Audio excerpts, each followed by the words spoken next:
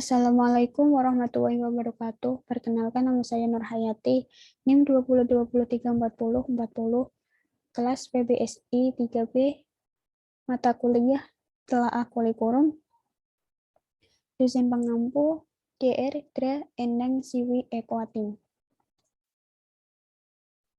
Di video ini saya akan menjelaskan model pengembangan kurikulum menurut TABA atau Inverted Model. Model TABA merupakan modifikasi dari model Taylor.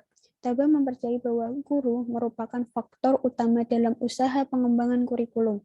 Menurut TABA, guru harus penuh aktif dalam pengembangan kurikulum. Pengembangan kurikulum yang dilakukan guru dan memposisikan guru sebagai inovator dalam pengembangan kurikulum yang merupakan karakteristik dalam model tersebut. Dalam pengembangannya, model ini bersifat induktif, berbeda dengan model tradisional yang bersifat deduktif. Langkah-langkahnya yaitu yang pertama ini membuat unit eksperimen bersama guru-guru. Dalam kegiatan ini perlu mempersiapkan perencanaan berdasarkan pada teori yang kuat dan eksperimen yang harus dilakukan di dalam kelas agar menghasilkan data yang empiris dan teruji. Unit eksperimen ini harus dirancang melalui berbagai tahap, yaitu pertama, mendiagnosis kebutuhan, merumuskan tujuan-tujuan khusus, memilih isi, mengorganisasi isi, memilih pengalaman belajar, mengevaluasi, melihat sequence dan keseimbangan. Baik, untuk langkah yang selanjutnya, yaitu menguji unit eksperimen. Unit yang sudah dihasilkan pada langkah pertama diuji cobakan di kelas-kelas eksperimen pada berbagai situasi dan kondisi belajar. Pengujian dilakukan untuk mengetahui tingkat validitas dan kepraktisan sehingga dapat menghimpun data untuk penyempurnaan. Untuk yang ketiga, mengadakan revisi dan konsolidasi. Maksudnya, di sini perbaikan dan penyempurnaan dilakukan berdasarkan pada data yang dihimpun sebelumnya. Dilakukan juga konsolidasi, yaitu penarikan kesimpulan pada hal-hal yang bersifat umum dan konsistensi teori yang digunakan. Produk dari langkah ini adalah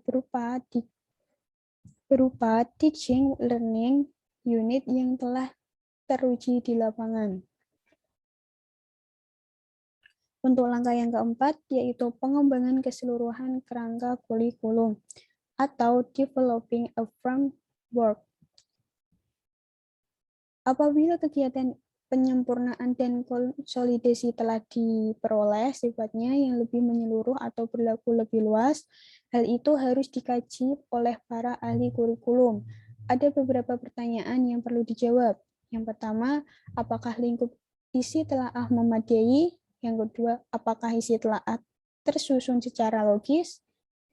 Yang ketiga, apakah pembelajaran telah memberikan peluang terhadap pengembangan intelektual, keterampilan, dan sikap?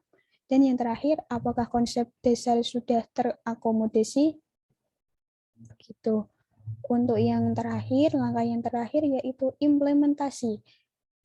Penerapan dan penyebarluasan program kedaerahan dan sekolah-sekolah dilakukan pendataan tentang kesulitan serta permasalahan yang dihadapi guru-guru di lapangan. Oleh karena itu, perlu diperhatikan tentang persiapan di lapangan dan yang berkaitan dengan aspek-aspek penerapan kurikulum.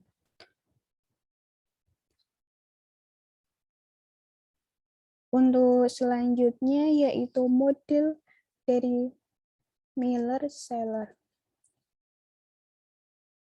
Menurut Miller-Celler, model pengembangannya merupakan pengembangan kurikulum kombinasi dari model transmisi atau Gigni dan model transaksi atau dari Tabas dan Robinson dengan tahapan pengembangan sebagai berikut.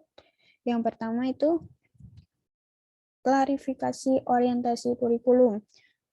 Maksudnya, orientasi ini merefleksikan pandangan filosofi, psikologis, dan sosiologis terhadap kurikulum yang seharusnya dikembangkan. Menurut Miller Chandler, ada 3 jenis orientasi kurikulum, yaitu transmisi, transaksi, dan transformasi. Untuk yang kedua, yaitu tahapan yang kedua, yaitu pengembangan kurikulum. Maksudnya, di sini langkah berikutnya adalah mengembangkan tujuan umum dan tujuan khusus berdasarkan orientasi kurikulum yang bersangkutan. Tujuan umum dalam konteks ini adalah merefleksikan pandangan orang dan pandangan kemasyarakatan. Oleh karena itu, perlu dikembangkan tujuan-tujuan yang lebih khusus sehingga pada tujuan instruksional. Yang tahapan yang ketiga yaitu identifikasi model mengajar. Pada tahapan ini,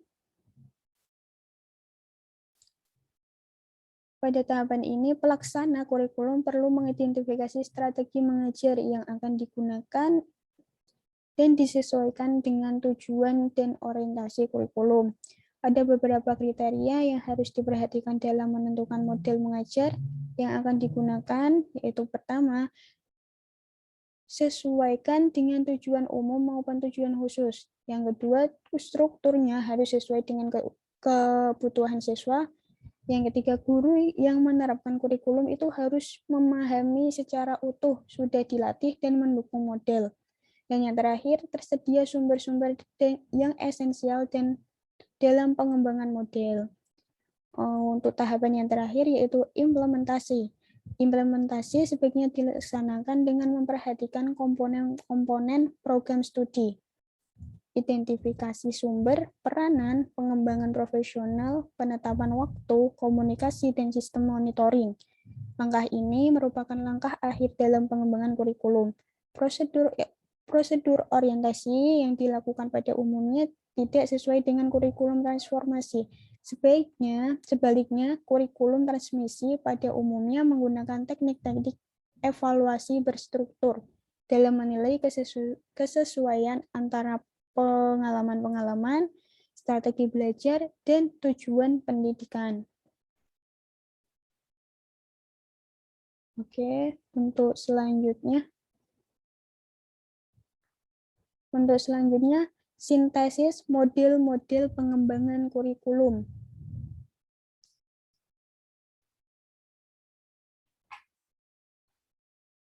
Hal mendasar dari model pengembangan kurikulum. Yang pertama,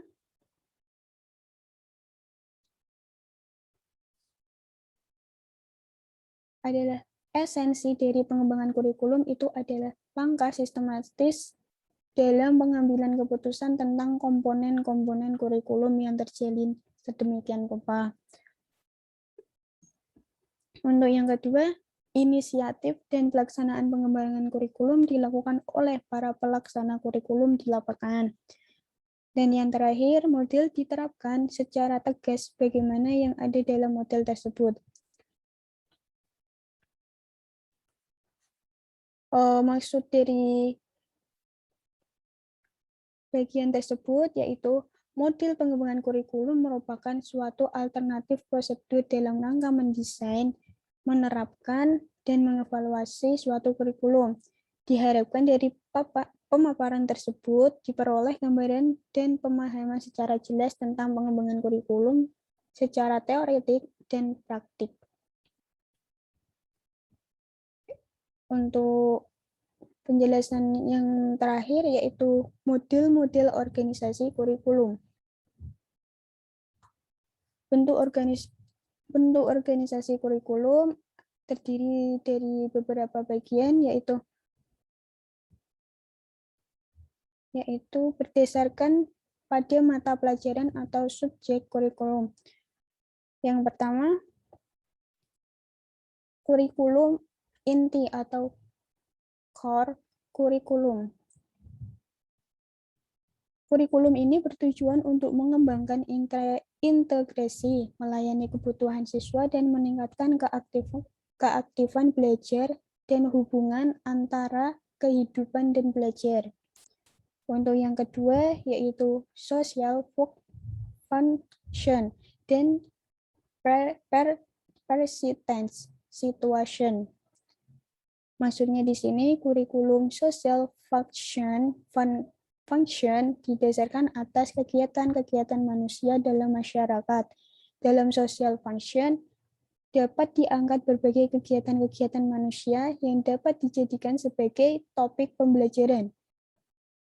Sebagai modifikasi dari social function adalah persistent life situation yang berkarakteristik yaitu situasi yang diangkat senantiasa dihadapi manusia dalam hidupnya, masa lalu, saat ini, dan masa yang akan datang. Untuk yang ketiga yaitu experience and activity curriculum. Pada tahapan ini, bentuk organisasi kurikulum ini dikenal juga dengan sebutan activity curriculum. Mengutamakan pada kegiatan-kegiatan atau pengalaman-pengalaman siswa dalam rangka membentuk kemampuan yang integritas dengan lingkungan maupun potensi siswa. Kurikulum ini berupaya mengatasi kelemahan pada subjek kurikulum, yakni anak lebih banyak menerima juga bahan pelajaran merupakan hasil pengalaman masa lampau.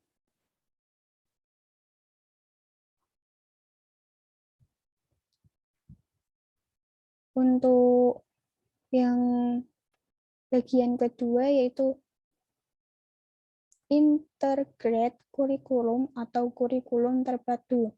Integrate kurikulum ini terbagi menjadi dua, yaitu pertama pelajaran yang terpisah atau separated subject kurikulum dan correlate kurikulum atau mata pelajaran gabungan. Yang pertama integrate kurikulum ini mata pelajaran yang dipusatkan pada suatu masalah atau unit tertentu. Dengan adanya kebulatan bahan pelajaran, diharapkan dapat terbentuk kebulatan pribadi peserta didik yang disesuaikan dengan lingkungan masyarakatnya.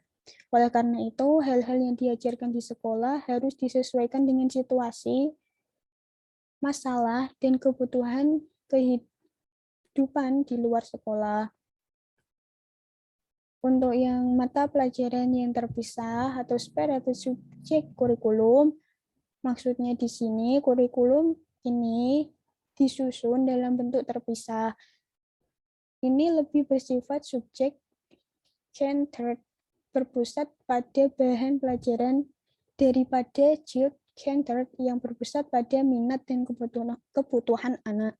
Dari segi ini, jelas kurikulum berbentuk terpisah sangat menekankan pembentukan intelektual yang kurang mengutamakan pada pembentukan kepribadian anak secara keseluruhan. Yang mata pelajaran gabungan atau correlate kurikulum adalah bentuk kurikulum yang menunjukkan adanya suatu hubungan antara satu mata pelajaran dengan mata pelajaran lainnya, tetapi tetap memperhatikan karakteristik tiap mata pelajaran tersebut. Sekian pemaparan penjelasan dari saya. Video ini ditujukan untuk tugas dari Bu Endang, tugas telaah kurikulum. Mohon maaf jika ada kesalahan kata. Wassalamualaikum warahmatullahi wabarakatuh.